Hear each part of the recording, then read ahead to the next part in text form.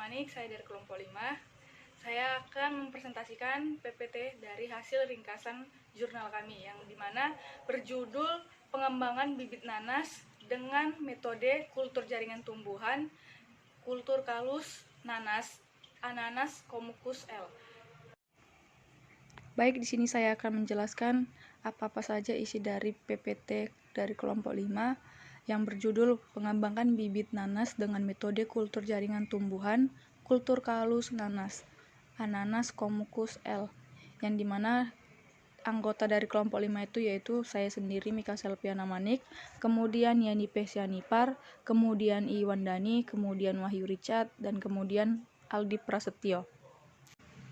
Baik, saya akan menjelaskan bagian botani tanaman, yang dimana nanas merupakan tanaman buah yang berasal dari Amerika tropis, yaitu Brazil, Argentina, dan Peru. Tanaman nanas telah tersebar ke seluruh penjuru dunia, terutama di daerah Khatulistiwa, yaitu antara 25 derajat lintang utara dan 25 derajat lintang selatan. Klasifikasi tanaman nanas adalah sebagai berikut: Kingdom Plantae, divisi Spermatophyta, kelas Angiospermae, famili Bromeliaceae, genus Ananas, spesies Ananas komucus L. Kemudian ada kultur jaringan atau in vitro. Kultur jaringan adalah suatu teknik mengisolasi sel protoplasma jaringan dan organ dan menumbuhkan bagian tersebut pada nutrisi yang mengandung zat pengatur tumbuh 5 tanaman pada kondisi aseptik, sehingga bagian-bagian tersebut dapat memperbanyak diri dan bergenerasi menjadi tanaman sempurna kembali. Prinsip utamanya adalah perbanyakan tanaman dengan menggunakan bagian jaringan tanaman, yaitu jaringan akar, tunas, polen, dan yang lainnya, menjadi tanaman utuh sempurna di kondisi in vitro menggunakan media buatan yang dilakukan di tempat steril. Pemanfaatan teknologi kultur jaringan diantaranya untuk bertujuan perbanyakan bibit. Beberapa kelebihan dari penggunaan teknik kultur jaringan dibandingkan dengan cara konvensional adalah: 1. Faktor perbanyakan tinggi. 2. Tidak tergantung pada musim karena lingkungan tumbuh in vitro terkendali. 3. Bahan tanaman yang digunakan sedikit sehingga tidak merusak pohon induk. Tanaman yang dihasilkan bebas hama dan penyakit meskipun dari induk yang mengandung patogen internal. 5. Tidak membutuhkan tempat yang sangat luas untuk menghasilkan tanaman dalam jumlah banyak. Saya akan melanjutkan presentasi dari teman saya. Kultur kalus penting dilakukan untuk berbagai kepentingan, antara lain untuk mempelajari pola regenerasi, induksi variasi somaklonal, transformasi genetik, produksi metabolit sekunder. Membuat kalus berarti menginduksi kalus dari bagian tanaman tertentu dengan jalan dirangsang secara hormonal. Kultur kalus juga digunakan untuk perbanyakan klon tanaman melalui pembentukan organ embrio dan regenerasi varian-varian genetik, mendapatkan tanaman bebas virus, dan sebagai sumber untuk krioperspasi. Keberhasilan dalam penggunaan metode kultur jaringan sangat tergantung pada media yang digunakan. Media merupakan faktor penentu dalam perbanyakan dengan kultur jaringan. Media tumbuh pada kultur jaringan sangat besar pengaruhnya terhadap pertumbuhan dan perkembangan eksplan serta bibit yang dihasilkannya. Komposisi media yang digunakan tergantung dengan jenis tanaman yang akan diperbanyak. Media kultur yang baik seharusnya menyediakan unsur hara, baik makro maupun mikro, sumber vitamin dan asam amino, sumber karbohidrat, zat pengatur tumbuh, senyawa organik sebagai tambahan seperti air kelapa, ekstrak buah, dan lain-lain. Bahan pemadat yaitu agar-agar dan greylight juga menyediakan arang aktif untuk kasus tertentu untuk tanaman. Untuk melakukan perbanyakan nanas dengan teknik in vitro dibutuhkan beberapa zat pengatur tumbuh untuk menginduksi pertumbuhan dan pengakaran nanas. Salah satu komponen media yang menentukan keberhasilan kultur jaringan adalah jenis konsentrasi zat pengatur tumbuh atau ZPT Yang digunakan jenis dan konsentrasi JPT tergantung pada tujuan dan tahapan pengulturan. Adapun untuk membentuk tunas JPT yang sering digunakan adalah golongan sitokinin seperti benzylaminopurin atau BAP. Penanaman sitokinin dalam media pada umumnya sangat diperlukan pada tahap induksi maupun penggadaan tunas. Penelitian ini ingin meneliti lebih jauh pengaruh JPT, BAP, dan IAA dalam menginduksi tunas in vitro nanas sehingga pengembangan varietas unggul nanas dapat dimulai direalisasikan. Sampel yang digunakan dalam penelitian ini adalah mahkota nanas, lalu dikembangkan di laboratorium. Untuk lanjutan digunakan tunas in vitro. Alat dalam penelitian ini antara lain laminar airflow cabinet atau LAFC, autoclave, pemanas, timbangan analitik, lemari pendingin, dan alat-alat kultur jaringan standar. Alat yang digunakan dalam penelitian ini adalah autoclave, oven listrik, laminar airflow, petri dish, pinset, Bunsen, beaker glass, spatula, pipet, gunting, hand sprayer, timbangan analitik, blender, pH meter, saringan labu ukur, hot plate, sendok kaca, botol kultur, skalpel, aluminium foil, plastik buah, karet, termometer suhu ruangan, dan rak kultur serta alat tulis.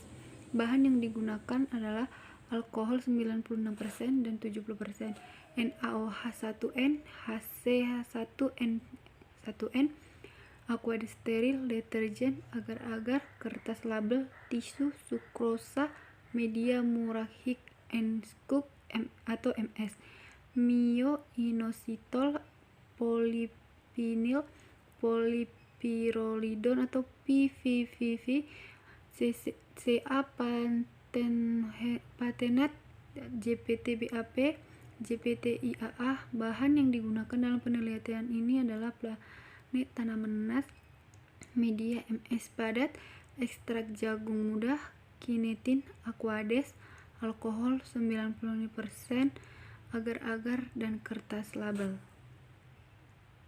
Saya di sini akan melanjutkan presentasi dari Yeni P. Sianipar. Hasil dan pembahasan. Kondisi umum. Kultur telah menunjukkan pertumbuhan pada umur 1 minggu setelah tanam atau MST, ditandai dengan pemanjangan daun-daun yang terpotong dan terbentuk daun baru. Selain itu, pada dasar eksplan mulai terlihat munculnya mata tunas dan langsung bergenerasi membentuk tunas. Tunas mulai terbentuk pada 1 MST dan terus meningkat sampai 4 MST. Eksplan sangat responsif dan langsung membentuk tunas dalam media MSO. Apabila eksplan mempunyai titik tumbuh dengan sel-sel meristematik ditanam dalam media regenerasi yang tepat, maka sel tersebut dapat langsung membentuk tunas. Hasil analisis ragam jumlah tunas eksplan subkultur 1, subkultur 2, dan subkultur 3 dalam media MSO dapat dilihat pada tabel 1.BA, NA, dan interaksi keduanya berpengaruh sangat nyata terhadap jumlah tunas yang terbentuk dalam media dasar MSO. Sitokinin bersamaan auksin sangat berperan dalam pembentukan tunas.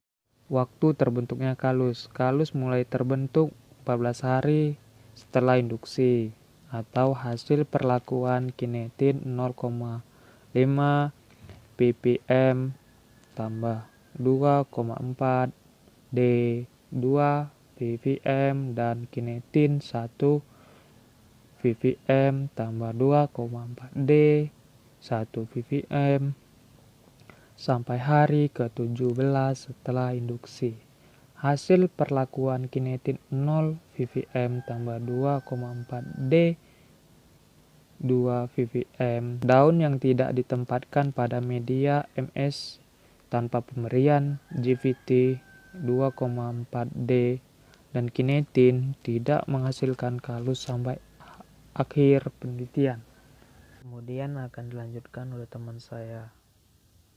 Perkenalkan, nama saya Iwan Dani Sinurat. Saya akan melanjutkan presentasi teman saya.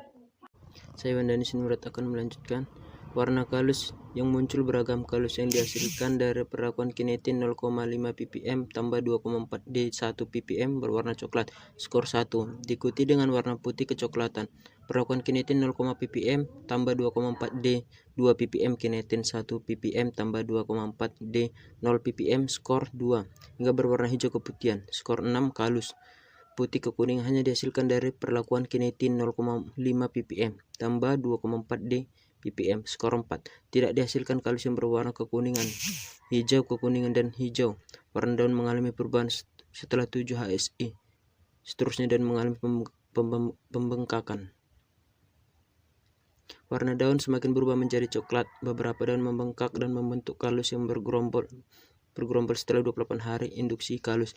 Warna kalus yang baik adalah putih kehijauan. Jika kalus berwarna coklat, ada banyak kemungkinan terjadi pada explaining kalus tersebut. Warna putih kecoklatan pada kalus dapat dikarenakan adanya senyawa fenon yang keluar dari kalus. Penyebab pencoklatan kalus dapat disebabkan karena perlakuan mekanik pada saat pemotongan explain atau alat yang digunakan terlalu panas ketika sterilisasi secara kimia.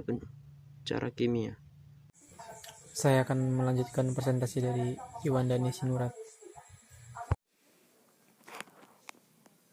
Oke, saya Ali Prastio yang melanjutkan presentasi ini.